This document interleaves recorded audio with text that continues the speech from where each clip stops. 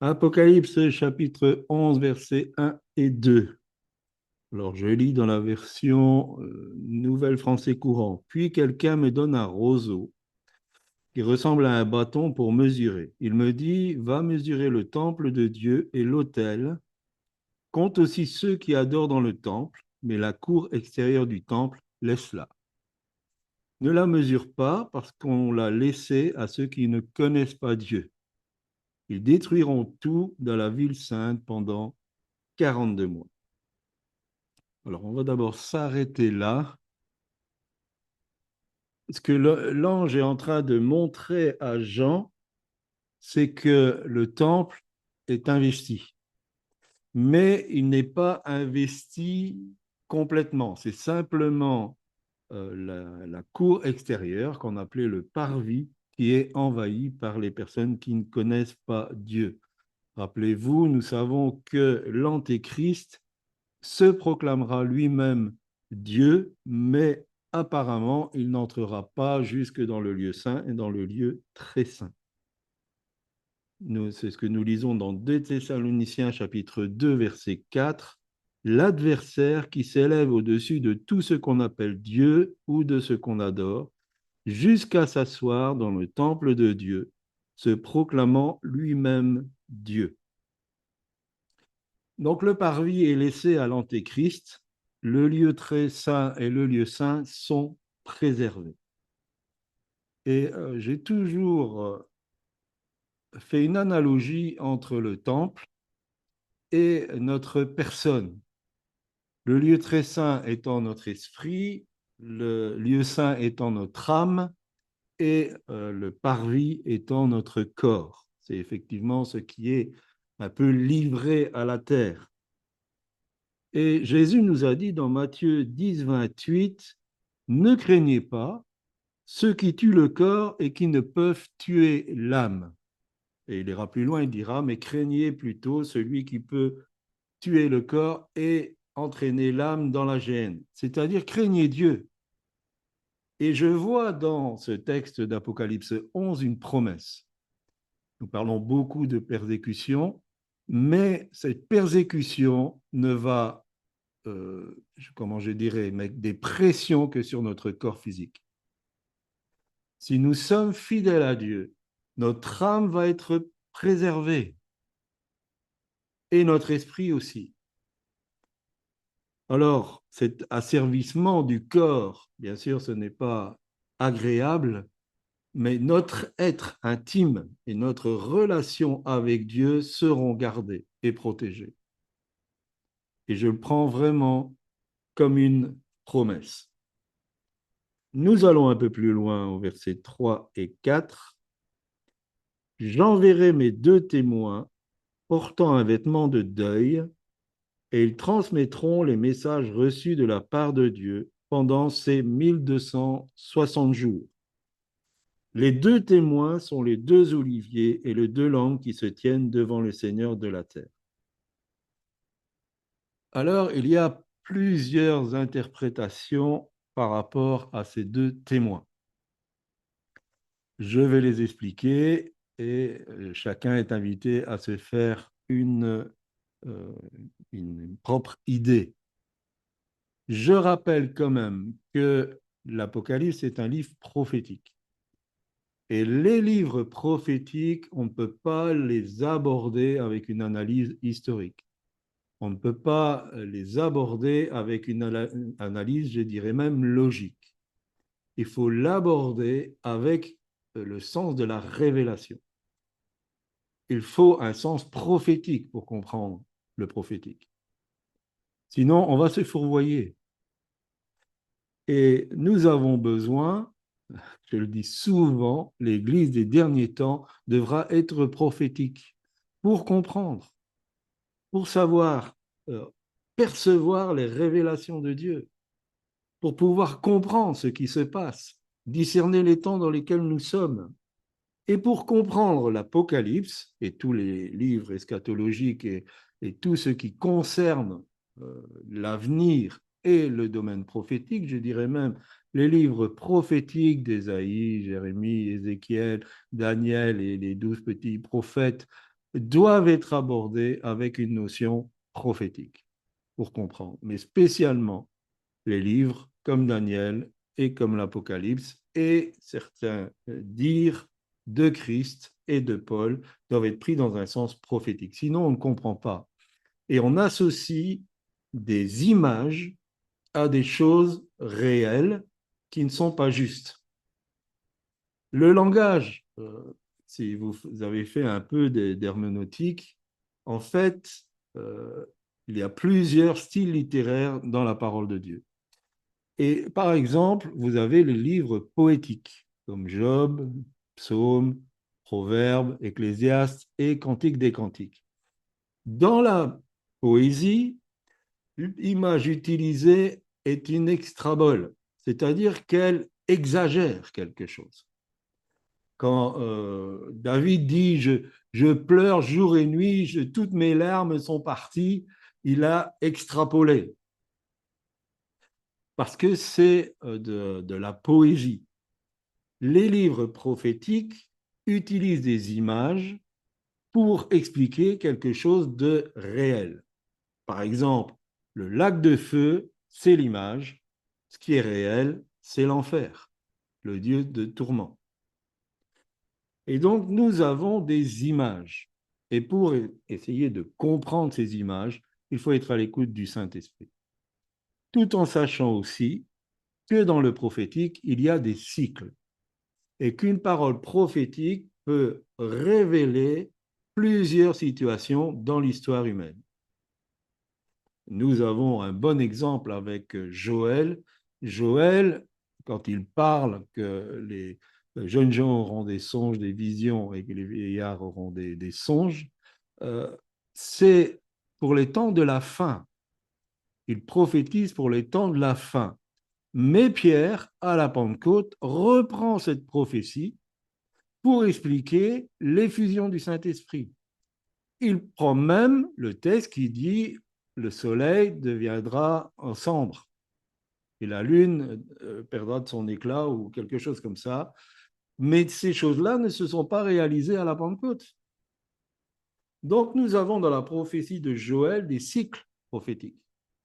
Et nous avons aussi, quand nous parlons par exemple de l'esprit d'Élie, nous avons l'Élie qui a combattu les 450 prophètes de Baal et les 400 prophètes d'Astarté et qui a été poursuivi par Jézabel. Vous avez Jean-Baptiste qui était l'Élie, ce n'était pas l'Élie qui était revenu sur terre, c'était une autre personne, mais qui avait l'esprit d'Élie. Et Jésus va le dire.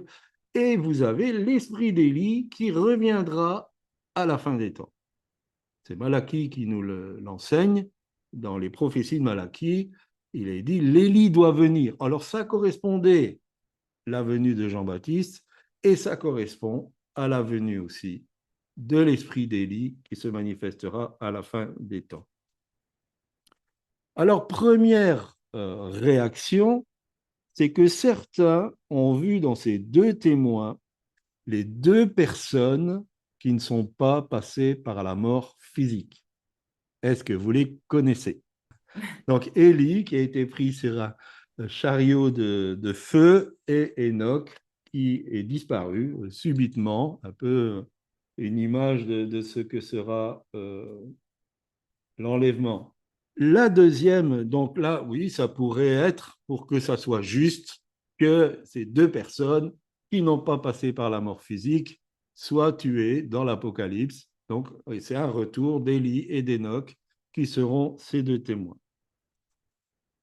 Après, par rapport à ce qui est dit dans le texte, il y a peut-être une autre interprétation. Et je vous invite à lire les versets 5 et 6.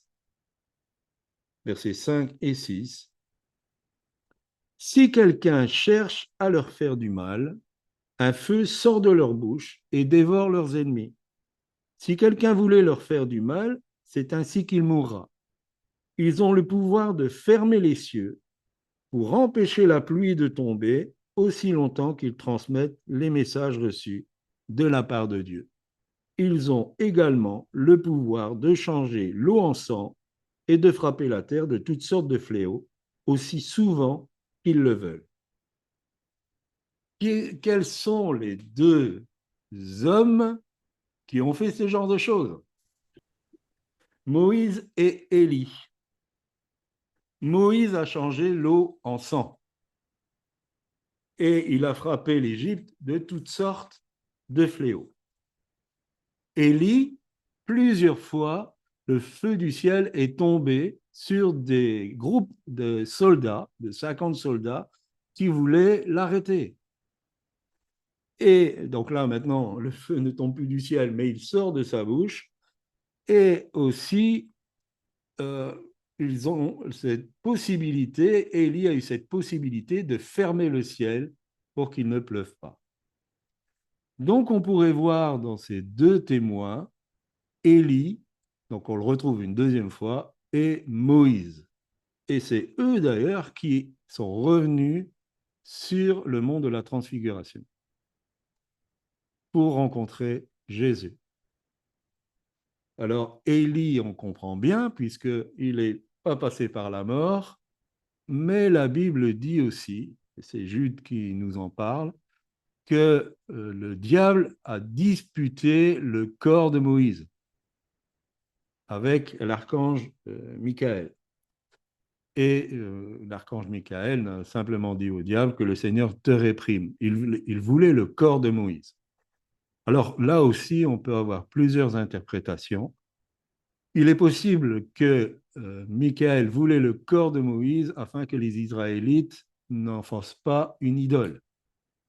Parce que Moïse était quand même un personnage assez extraordinaire, et donc pour qu'il ne soit pas l'objet de dévotion, il est possible que Michael ait pris le corps pour ça. Mais il est possible aussi que Michael voulait le corps de Moïse pour cette résurrection, on va dire, sur le mont de la Transfiguration. Ce qui me plaît dans cette... là, je fais un aparté. Ce qui me plaît dans cette image, c'est que Moïse a discuté avec l'Éternel plusieurs fois pour quand même voir le pays de Canaan, pour pouvoir y entrer. Et l'Éternel n'a pas voulu. Alors quand j'ai réfléchi à ça, j'ai dit c'est quand même très dur, c'était un peuple rebelle, et finalement, au lieu de parler au rocher, il l'a frappé parce qu'il était excédé. Et ça se comprend bien. Dans notre humanité, on comprend bien qu'il pouvait en avoir ras-le-bol, ras la casquette. Mais quand j'ai réfléchi à cela, jamais il ne s'est repenti. Jamais il a dit, j'aurais pas dû agir comme ça. Il a accusé le peuple, et d'ailleurs, il va leur dire, à cause de vous, l'Éternel s'est fâché contre moi. À cause de vous, il n'a jamais reconnu sa faute.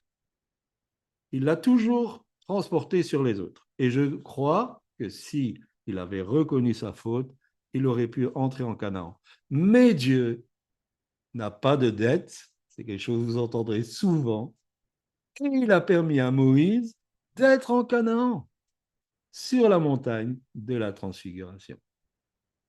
Et là, j'y vois le Dieu qui n'a pas de dette, qui ne tient pas à toujours sa colère et qui est un Dieu de pardon. Ça, c'est la deuxième, et j'aimerais parler de la troisième. Et ces deux témoins pourraient représenter les deux oliviers dont parle Zacharie. Nous allons dans Zacharie, au chapitre 4, d'abord les versets 2 et 3. Je répondis, je vois un porte-lampe tout en or, avec un réservoir pour l'huile à sa partie supérieure. Il porte 7 lampes munies chacune de 7 mèches. 2 oliviers se trouvent à côté du réservoir, l'un à droite et l'autre à gauche. Et nous allons directement au verset 11. Je lui demandai encore, que représentent les 2 oliviers situés à droite et à gauche du porte-lampe? Et j'ajoutai cette autre question, que représentent les 2 branches d'olivier placées à côté des 2 conduits en or d'où sort l'huile dorée? Ne le sais-tu pas, me dit-il. Je lui répondis que non. Alors il m'expliqua. Il représente les deux hommes mis à part avec de l'huile pour être au service du Seigneur de toute la terre. Nous avons lu au verset 4, et on y revient, d'Apocalypse chapitre 11. Verset 4. Les deux témoins sont les deux oliviers et les deux lampes qui se tiennent devant le Seigneur de la terre. Et donc, on pourrait penser, et je suis de ceux-là, que ces deux témoins, ce sont ces deux hommes, et dans d'autres versions, il est dit ce sont les deux oins, deux qui ont l'onction, que ces deux hommes représentent ces deux oliviers. Alors, de là, il n'y a qu'un pas. C'est quoi ces deux oliviers? Et si on part dans une image prophétique, les deux oliviers, c'est Israël et l'Église. Voilà. C'est au temps de la fin les deux témoins qui vont manifester énormément de puissance. Ils auront une autorité qu'ils n'ont jamais connue. Quelquefois, nous suivons un peu un prophète américain, Glenn Beckley, et il a dit qu'il a reçu une prophétie que toute la masse miraculeuse qui s'est produite dans l'Église va être rassemblée au temps de la fin. C'est-à-dire tout ce qui a été vécu comme miraculeux pendant les 20 siècles de l'Église va se retrouver au même instant, au même moment, au temps de la fin.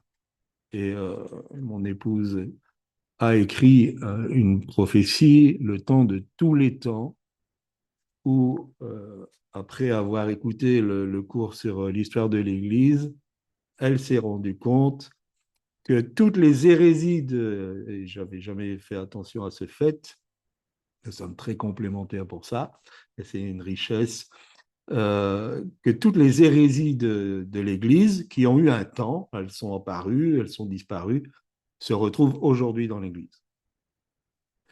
Et c'est normal que tout ce qui est miraculeux et tout ce qui était de l'Église des actes se retrouve aussi au même endroit. Quand on dit que c'est le temps de tous les temps, ça veut dire que tous les hérésies sont là et tout ce qui a été vécu dans l'Église, dans les actes, tout ce qu'on a redécouvert au fur et à mesure des siècles, à partir de Luther, retrouver le salut par la grâce, jusqu'à l'effusion du Saint-Esprit, les ministères, le don prophétique, le ministère de prophète, le ministère d'apôtre, même jusqu'à notre ami Torben Sondebar, avec les évangélistes qui sont que des membres d'église qui baptisent après avoir évangélisé, mais lui, il l'a appelé la Last Reformation, et nous croyons qu'il y a encore le fait de retrouver l'église en maison, la charge d'anciens, le fait que tous les membres du corps fonctionnent ensemble dans l'avancement du royaume, qu'il y a un équilibre entre ce qui est parole écrite et les charismes. Et donc, et le cinquième point, c'est... Les 5 ministères qui... Et les 5 ministères qui fonctionnent ensemble, voilà. Parce que, bon, je l'ai déjà dit ici, mais je le dis pour les personnes qui nous rejoignent, Jésus a exercé les 5 ministères. Il a prêché l'évangile du royaume, il a été le bon pasteur, il a été un docteur, en tout cas, Nicodème l'a reconnu comme docteur, il était reconnu comme prophète, et le livre des Hébreux nous dit que c'est le grand apôtre. Donc Jésus a manifesté les 5 ministères, et si nous voulons que le ministère de Jésus se manifeste sur la terre d'une manière complète, il faut que les 5 ministères fonctionnent ensemble et travaillent ensemble. Leur but, c'est ce qu'on retrouve dans Éphésiens 4, équiper les saints, former tous les membres, afin que tout le corps grandisse en étant bien coordonné, mais que tout le monde participe au fait que le corps grandisse. Donc nous avons nos deux témoins, Israël et l'Église, qui vont faire des choses extraordinaires. Mais finalement, au chapitre toujours 11, les versets 7 à 10, nous lisons, quand ils auront fini de proclamer leur message, la bête qui monte de l'abîme les attaquera, elle les vaincra et les tuera. Leurs cadavres resteront sur la place de la grande ville qui est appelée de manière symbolique Sodome et Égypte, là où leur Seigneur a été crucifié. Les gens de tous les peuples, de toutes tribus, de toutes langues et de tout pays regardent leurs cadavres pendant 3 jours et demi et ils ne permettent pas qu'on les enterre. Les habitants de la terre s'en réjouissent, ils font la fête joyeusement et échangent des cadeaux parce que ces deux prophètes ont causé bien des tourments aux habitants de la terre. Comment je perçois cela d'une manière prophétique? À un moment donné, Israël et l'Église seront complètement inexistants en surface. On ne les verra plus, comme s'ils étaient complètement morts. Et le monde va se réjouir parce que, avant, dans leur manifestation de la gloire, leur manifestation miraculeuse, ils étaient aussi, ils avaient en eux l'esprit d'Élie. Et l'esprit d'Élie, si vous voyez bien ce qui s'est produit avec Jean-Baptiste, est un esprit prophétique qui pousse à la repentance. Mais les gens ne veulent pas changer. Et ça crée un tourment. Ils ne peuvent pas pécher, comment je dirais, joyeusement, parce que ces deux prophètes sont un tourment pour eux. Et là, ils sont devenus inexistants. On ne les voit plus. Ils sont morts. Pour le monde, ils sont morts. Alors bien sûr, si c'est deux êtres, si c'est Élie et Enoch ou Élie et Moïse, c'est possible qu'ils seront mis à mort, mais si c'est la nation d'Israël et l'Église, elle sera là, mais elle sera comme morte. Et les vestiges de la foi chrétienne resteront. Il y aura des débris. On ne va pas remplacer ces bâtiments. Ce sera un témoignage, ça a été détruit. Cette foi-là, elle a été détruite. Voilà comment je vois les choses. Et bien sûr, ça ne s'arrête pas là. Mais nous pouvons dire que après cela, Israël et l'Église sont comme morts des eaux desséchées. Le monde fait la fête parce qu'ils tourmentaient les consciences par leur message. Et j'ai été interpellé par une image un jour, c'est qu'en enfer, on faisait la fête quand Jésus est mort.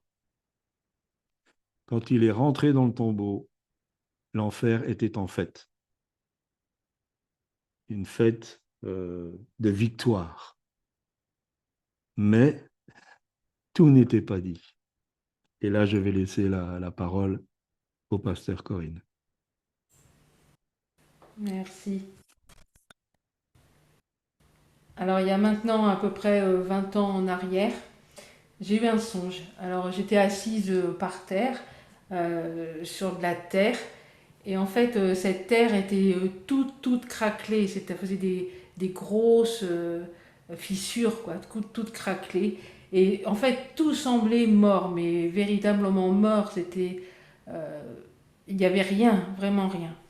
Et j'ai regardé un peu plus près ces crevasses et je voyais qu'au fond, il y avait comme des vers qui étaient tout doucement en train de remonter, mais vraiment tout doucement. Et à un moment donné, j'ai entendu des cloches d'église sonner de plus en plus fort, et une pluie qui arrivait. Alors au début, cette pluie, elle est arrivée, c'était quelque chose de très léger, et d'un seul coup, progressivement, c'est devenu vraiment une pluie torrentielle. Et j'ai vraiment vécu la gloire de Dieu, j'étais saturée de la gloire de Dieu, tout était saturé de la gloire de Dieu, et les vers remontaient avec la pluie qui arrivait. On sait que les vers de terre remontent à la surface quand il pleut, et là, les vers remontaient. Et c'était vraiment glorieux. La présence de Dieu était forte, très très forte. Et le message pour l'Église au travers de ce songe était le suivant. Et en fait, c'est que l'Église va traverser, et c'est ce que vient d'être partagé par mon époux, l'Église va traverser un temps où tout semblera mort. Cependant, en souterrain, et nous pouvons le voir déjà pour l'Église persécutée, eh bien, il y aura la vie. Et il y aura des lieux, des refuges où la vie de Christ sera pleinement manifeste. Et donc, à l'instant T du Seigneur, eh bien là, cette Église, elle va sortir de terre, j'oserais dire. Et on voit à travers ces 3 jours et demi la résurrection, quoi. Elle va ressusciter, elle va sortir de terre. Et donc, elle va non seulement sortir de terre, mais elle sera saturée de la gloire de Dieu. Amen. C'est ce que je crois véritablement avoir reçu de la part de Dieu. Et de suite à tout cela, c'est une des missions que Dieu nous a données, c'est de former, d'équiper, d'envoyer, de préparer des personnes afin qu'ils ouvrent, qu'ils ou elles ouvrent leur maison, afin qu'à un moment donné, leur maison devienne des lieux de refuge pour ces temps en fait où tout semblera mort. Tout semblera mort, mais ces lieux seront des lieux de vie, des lieux de guérison, des lieux de restauration. Alors quand je lis aussi ce passage d'Apocalypse 11, prophétiquement, j'y vois plusieurs choses. Et notamment en lien avec l'opération souffle de vie. C'est marrant comment Dieu fait les choses. Donc en premier lieu, moi j'irai au verset 11. Donc il est dit, après les 3 jours et demi, un esprit de vie venu de Dieu entra en eux et ils se tinrent debout sur leurs pieds. Alors, est-ce que ça vous rappelle quelque chose, ça? Dites-moi. Ézéchiel 37. Voilà, exactement, Christiane. Verset Ézéchiel 37, verset 10. J'ai prophétisé conformément à l'ordre qu'il m'avait donné. Alors l'Esprit est entré en eux et ils ont repris vie. Et ils se sont tenus sur leurs pieds. C'était une armée nombreuse, très nombreuse. Et je crois que l'Esprit de Dieu est véritablement en train de souffler. Et peut-être que toi qui m'écoutes, ou qui m'écouteras par la suite au travers de YouTube, eh bien tu te sens sec, tu te sens sèche. Et je veux déclarer que le Saint-Esprit, dès aujourd'hui, souffle sur toi et qu'il te relève. Je veux déclarer que te voilà debout sur tes pieds. Amen. Tu n'es plus clochant d'un pied de l'autre, non, tu es debout, droit sur tes pieds, droit dans tes bottes, comme j'aime le dire, et tu fais partie de l'armée que Dieu est en train de lever pour ces temps particuliers que nos pays sont en train de traverser et vont traverser. Et je vois au travers de l'opération Souffle de vie comme un frémissement, véritablement, que l'Esprit il est en train de souffler des 4 vents, et c'est-à-dire du nord au sud, de l'est à l'ouest, de tous les continents, et on le voit, même si c'est à une petite échelle, de tous les continents, il est en train de nous rassembler. Et ensuite, je vais au verset 1. Il nous est dit, lève-toi. Et ce que j'ai sur mon cœur, c'est lève-toi. Mon frère, ma sœur, lève-toi. C'est le temps pour chacun d'entre nous de nous lever. Ce n'est plus le temps de rester assis. C'est le temps de nous lever. C'est maintenant. Et on va voir pourquoi nous devons nous lever, parce que c'est important de savoir pourquoi nous devons nous lever. Alors maintenant, je vous emmène au verset 3. Et il est dit, je donnerai à mes 2 témoins le pouvoir de prophétiser habillés de sacs. Et là, on continue avec l'opération souffle de vie. Donc, habillé de sac, ça veut dire qu'on est dans l'humiliation. Et donc, l'opération souffle de vie, c'est un appel aussi à nous humilier. Alors ça peut paraître paradoxal, hein, on se met debout, on se lève pour s'humilier. Mais c'est véritablement cela. Et nous avons besoin de nous humilier pour nos propres manquements, pour nos fautes, bien évidemment, individuellement, mais aussi collectivement, en tant qu'Église de Jésus-Christ. Nous avons besoin de nous humilier aussi pour nos familles, pour nos villes et ses habitants. Amen. Alors nous allons prophétiser la vie, nous allons prophétiser les paroles du Seigneur. Amen. Nous allons prophétiser la vie de Christ sur nos familles, sur la vie de Christ sur l'Église, la vie de Christ sur les membres sur toutes les communautés. Nous allons prophétiser la vie sur les habitants de chaque ville en particulier. Et alors après, on s'en va au verset 12, toujours dans Apocalypse 11. Et au verset 12, il nous est dit « Montez ici ». Et c'est marrant parce que ce matin, je voyais un texte, je crois que c'est Odile qui a mis ça, qui parlait de monter ici. Et en fait, cette armée prophétique, elle va monter telle des aigles. Parce que c'est bien de prophétiser la parole de Dieu, mais nous avons besoin de connaître les plans de Dieu pour nos villes, pour nos familles et pour nos propres vies. Les plans de Dieu, les stratégies de Dieu, ses secrets. Et donc, tels des aigles, nous allons nous envoler auprès du cœur de Dieu, je dirais, pour l'écouter, entendre ce qu'il a à nous dire. Seigneur, qu'est-ce que tu veux dire pour ma vie? Qu'est-ce que tu veux dire pour ma ville, pour ma famille, Seigneur? Qu'est-ce que tu veux dire sur les habitants de cette ville? Parce que sur chaque ville, bien sûr, il va y avoir les versets qui vont être adressés, ce qu'on pense devoir déclarer, mais chacun sur votre propre ville, Dieu a une parole particulière pour votre ville, Dieu a une parole particulière pour votre famille, et Dieu a une parole particulière pour votre propre vie. Et donc, tels des aigles, nous allons nous envoler auprès du cœur de Dieu, parce que c'est là que se trouvent les secrets. Amen. Et alors, cette armée prophétique, ensuite, nous allons au verset 6. Et ça nous a été dit aussi par mon époux, ils ont le pouvoir d'eux. Le Seigneur va donner à cette armée prophétique des temps de la fin une autorité particulière. L'Esprit qui a ressuscité Christ d'entre les morts habite en chacun des membres de cette armée. Je vous rappelle que c'est l'Esprit qui rentre en eux et qui souffle des quatre vents et qui les rassemble. Donc l'Esprit est en eux, l'Esprit Saint est en eux. Et l'Esprit de résurrection est en eux. C'est ce qui veut dire que l'Esprit qui a ressuscité Christ d'entre les morts habite en toi. Et il a le pouvoir de faire au travers de toi, au travers de chacun et chacune d'entre nous, ce que nous n'oserions même pas imaginer. Est-ce que vous réalisez cela?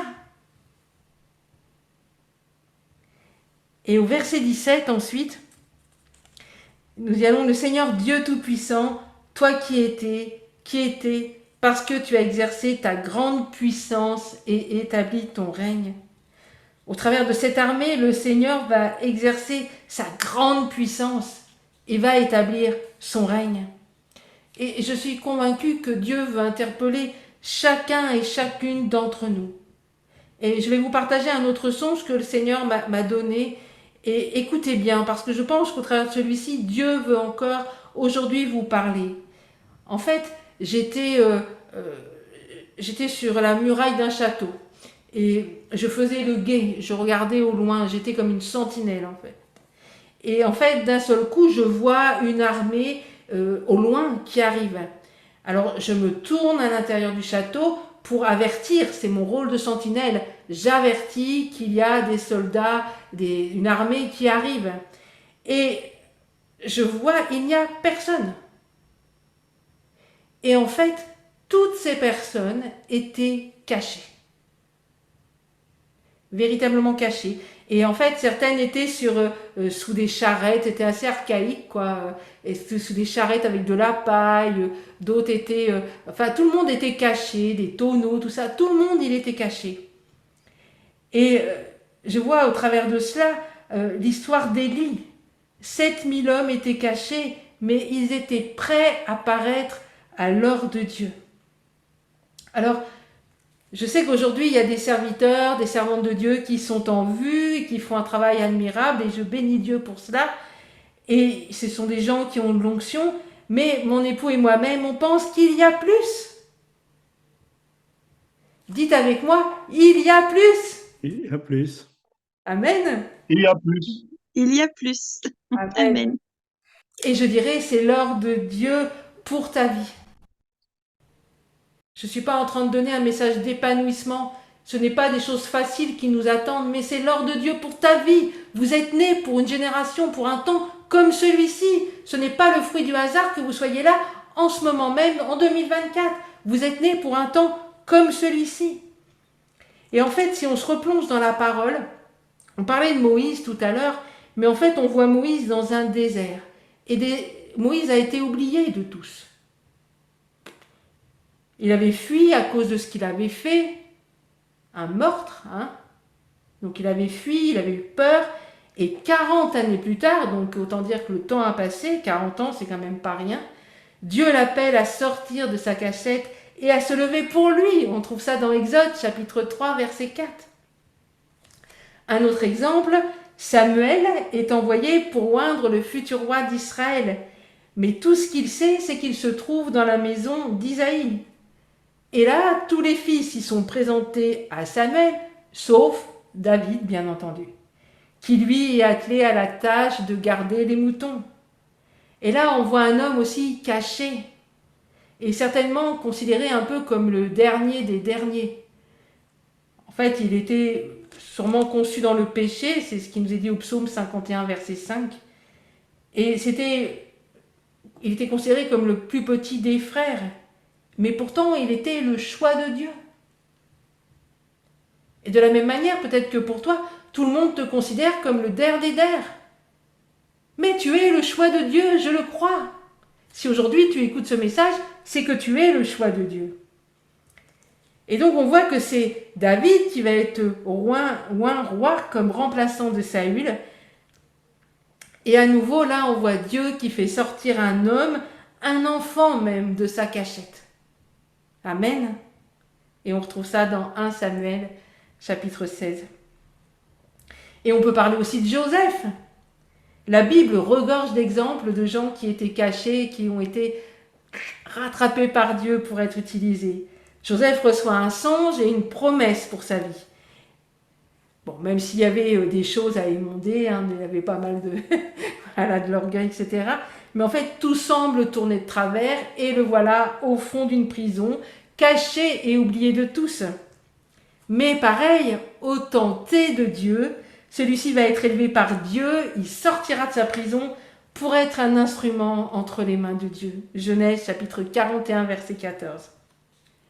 Alors on va se dire, bah oui, mais tout ça c'est bien, mais c'est pas dans le Nouveau Testament, aujourd'hui. Alors on va aller voir Pierre. Pierre, c'est l'exemple incroyable. Il avait lamentablement échoué, Pierre. Je vous rappelle qu'il avait renié son Seigneur. Pour lui, il n'y avait plus d'espoir, plus rien, plus de salut. Et je pense qu'il devait être dans une forte culpabilité. Et peut-être que toi qui m'écoutes, c'est ton cas. Tu as renié ton Seigneur d'une façon ou d'une autre, je ne sais pas comment, mais tu l'as renié et tu as l'impression que c'est fini pour toi. Et tu es plein ou pleine de culpabilité. Et tu te dis, le service pour Dieu, tout ça c'est fini pour moi. J'ai une bonne nouvelle. Le Seigneur, il a restauré Pierre et de la même manière, il veut te restaurer. Amen. Et qu'est-ce qu'a fait Dieu pour le restaurer ? Eh bien, le Seigneur Jésus a organisé un tête-à-tête extraordinaire. Extraordinaire. Il n'y a pas eu d'accusation, juste des paroles d'amour. Et qu'est-ce que va faire Jésus ? Eh bien, il va le sortir de cette cachette, hein. Il va le sortir de l'ombre et il va lui donner une mission. Et quelle mission! Franchement, c'est incroyable. On retrouve tout ça dans Jean, chapitre 21, versets 15 à 17. Alors, vous qui m'écoutez à l'instant, que vous soyez comme Moïse, hein, caché par un choix volontaire à cause d'un passé que vous voulez fuir, que vous soyez comme David, caché à cause du rejet des autres, ou que vous soyez comme Joseph, enfermé par le jugement des autres, même parfois à tort, ou que vous soyez comme Pierre, hein, et que vous soyez caché à cause de toute la désillusion que vous avez maintenant sur vous-même, vous avez peut-être même la honte. J'ai une bonne nouvelle pour vous, c'est le temps de Dieu pour relever votre tête, véritablement. Et peut-être que les gens vous verront avec les anciennes lunettes, les lunettes du passé, et vous diront, mais de toute façon, tu es comme ça, tu as fait ci, tu as fait là, mais Dieu, il vous voit autrement, et vous devez vous voir avec le regard de Dieu. C'est ce que Dieu dit de vous qui compte, ce n'est pas ce que les gens disent de vous. Amen. Et donc Dieu veut lever et relever des hommes et des femmes qui ont peut-être été oubliés de tout le monde, mais qui aiment Dieu et qui pour X raisons sont maintenant à l'écart dans leur cachette. Et ils n'espèrent peut-être même plus faire la différence dans leur génération. Alors vraiment, je crois que on est en train de vivre un temps comme celui-ci. Un temps où Dieu veut enrôler dans son armée des hommes et des femmes, des enfants peut-être même, qui sont mis à l'écart, qui ont été quelque part écartés de l'équation. Et je dirais, c'est le temps de dire oui Seigneur, j'accepte Seigneur, je suis ok Seigneur. Ça va pas être facile, je sais qu'on va parler de moi, ça va pas être facile, il y a certains vont me montrer du doigt, mais je te dis oui Seigneur, je veux pas passer à côté de ça. Je veux enfin vivre le pourquoi je suis né. Donc maintenant, je vous encourage à vous lever. Je vous dis sincèrement, vous faites partie de cette armée prophétique. Ne laissez plus le jugement des autres vous arrêter. Ne laissez plus le jugement des autres vous paralyser. Au travers de cela, c'est l'ennemi qui agit. Le Seigneur, il a jeté vos péchés au fond de la mer. Et il est écrit, c'est pas moi qui l'ai dit, je l'ai entendu dire un jour, pêche interdite. Alors les autres, ils y vont peut-être, mais vous n'allez plus pêcher là-dedans. Ne regardez plus dans le rétroviseur. Vous avez fait des erreurs, j'en ai faites, mais Dieu nous appelle à nous lever, à faire partie de cette armée prophétique, à être embrasés d'un feu nouveau. Amen. Voilà, merci de m'avoir écouté. Amen. Amen. Je dis Amen, Amen, Amen. Amen. Amen. Amen. Je voulais terminer ce message parce que si le prophétique a autant d'importance, il faut peut-être réfléchir à comment faire le tri. Matthieu 24, 11 nous dit « De nombreux faux prophètes apparaîtront et égareront beaucoup de gens. » Alors, honnêtement, je vais vous dire, on peut être surpris de certains ministères qui ont beaucoup de succès. Et notre questionnement, des fois, Pasteur Corinne et moi-même, c'est mais est-ce qu'ils ne sont pas dans la vérité? Est-ce que finalement, on n'est pas en train de se fourvoyer? Mais devant Dieu, voici quelques éléments pour y voir plus clair. La première des choses, c'est que partout dans la parole, la foule n'a jamais été un signe. Le nombre n'a jamais été un signe. Ce n'est pas le nombre qui fait le signe de l'approbation de Dieu. Jésus lui-même a dit dans Matthieu 7, verset 14, « Mais étroite est la porte, resserrez le chemin qui mène à la vie éternelle, et il y en a peu qui les trouvent. » Alors nous avons quelquefois un message étroit, resserré, et quelquefois on se dit, mais est-ce qu'on est vraiment dans le vrai? Mais une chose est sûre, c'est qu'il y a peu qui trouvent ce chemin. Et que, à contrario, la voie large, beaucoup l'empruntent. Mais c'est la voie de la perdition. La deuxième des choses, c'est que Matthieu, toujours 7, les versets 15 et 16, donc la suite, « Gardez-vous des faux prophètes, ils viennent à vous en vêtements de brebis, mais au-dedans, ce sont des loups ravisseurs. » vous les reconnaîtrez à leurs fruits. Donc Jésus nous a dit, pour reconnaître les faux prophètes, parce que leur apparence ne sera pas un signe pour les reconnaître. C'est aux fruits qu'on va voir là. Et on s'est souvent trompé parce que le fruit, ce n'est pas le résultat. Quand Jésus dit c'est aux fruits que vous verrez l'arbre, il ne parle pas du résultat. Le résultat appartient à Dieu. On peut avoir beaucoup de résultats et ne pas être un bon arbre. Prenez Jonas, une prédication, 120 000 conversions. C'était un homme méchant. Il n'avait pas de cœur, cet homme.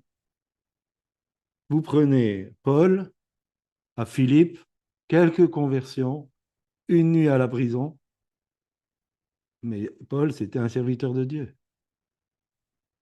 Donc le résultat n'est pas le fruit. D'ailleurs, ce que nous avons relevé aussi avec Ézéchiel, il fallait avoir du courage.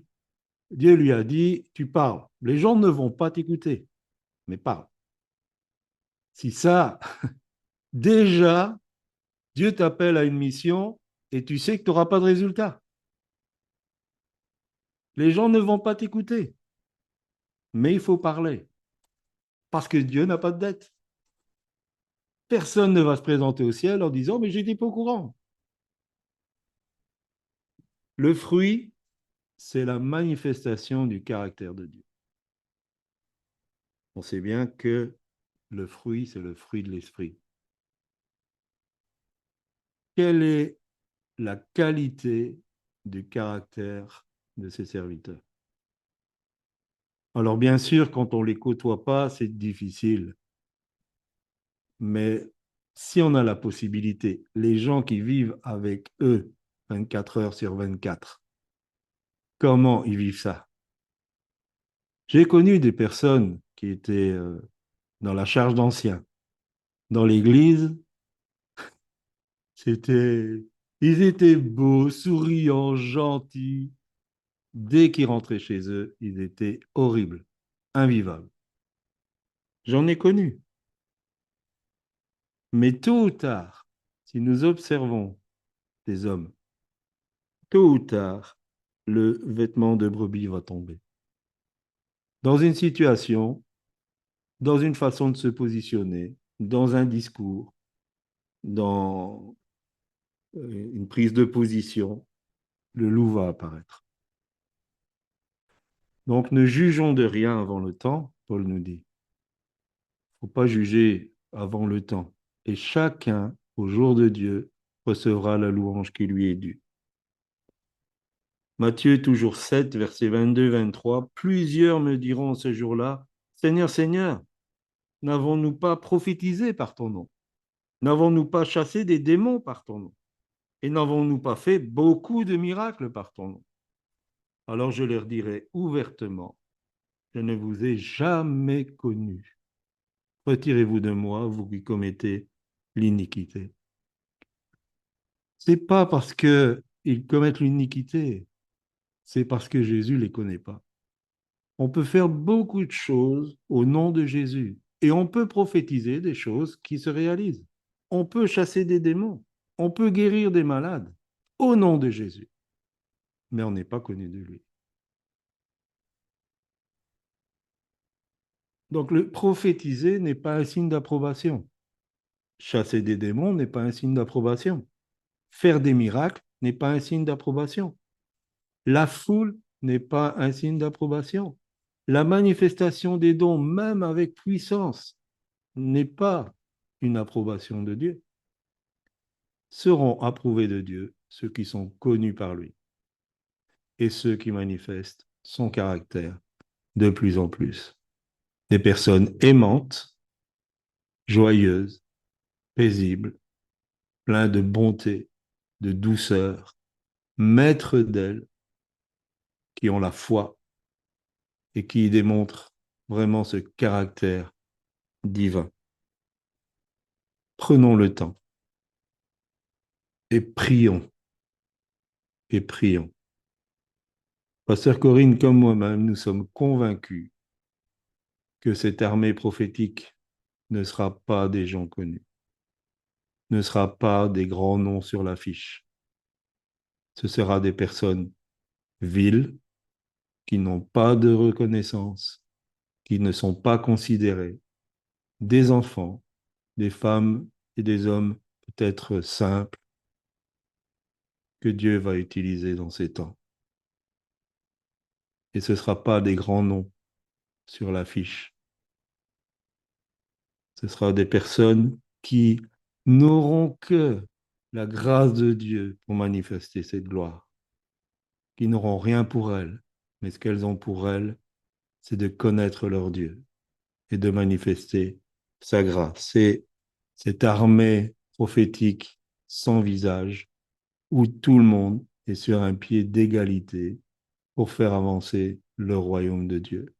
C'est cette armée-là que Dieu va susciter et c'est à elle que nous voulons travailler. Nous savons que Paul a dit, il n'y a pas parmi vous beaucoup de personnes influentes. Et je lisais encore ce matin Jacques 2. Et déjà, Jacques devait reprocher parce que il disait, vous faites une différence entre le riche et quelqu'un rentre avec des beaux vêtements, vous dites, ah, assieds-toi là, une place de choix. Et si c'est un pauvre qui rentre, mets-toi à mes pieds. Il dit, vous ne vous rendez pas compte, et ça c'est un de nos chevaux de bataille, les foules ne se rendent pas compte que certains ministères abusent d'eux, prennent leur argent, prennent leur temps, profitent d'eux à fond. Et Jacques dit, ces gens-là, ces riches, c'est eux qui vous oppriment, c'est eux qui vous délestent, c'est eux qui vous font des procès. Et c'est encore aujourd'hui. Donc priez pour trouver la porte étroite, le chemin resserré, et même si on doit marcher à la queue leu, on va tous dans le même sens, sous la grâce de Dieu. Nous aurons vraiment besoin de beaucoup, beaucoup de discernement pour voir entre le vrai et le faux. Merci de m'avoir écouté. Si vous avez des questions ou des interventions,